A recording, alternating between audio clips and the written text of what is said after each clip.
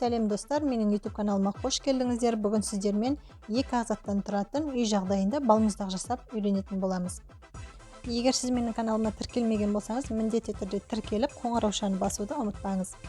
Алдымен шоколадымызды су ваннасында жақсылап ертіп алатын боламыз.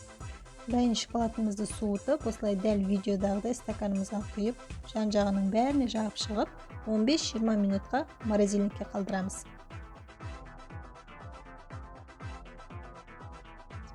Шоколадымыз қатқанша біз сұйық массамызды дайындаймыз. Ол үшін бізге салқын сливки керек, 33%. Сливкиімізді ыдысқа құйып, жақсылап қоюланғанша миксерлейміз.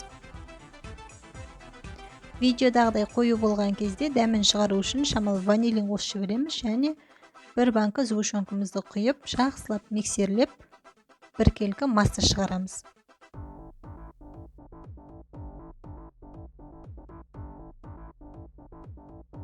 Сұйық массамыз дайын болды. Жаңағы шоколадтарымызды шығарып, үстіне массамызды құйып шығамыз.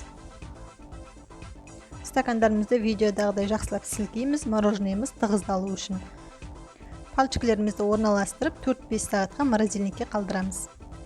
Менде қалған массаның үстіне осылай киви турап, бір түрге мороженый жасап алдым. Сіздер де жасап көрсеңіздер болады. Дәмі өте ерекше, тәп-тәтті болып шығады. Міндетті түрде мен рецептім бойынша жасап көріңіздер, сіздерге ұнайтынына сенімдімін.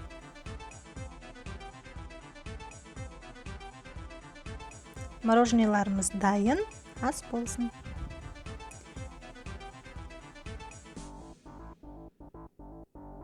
Видеоны соңына дейін тамашалағандарыңызға рахмет. Ас болсын.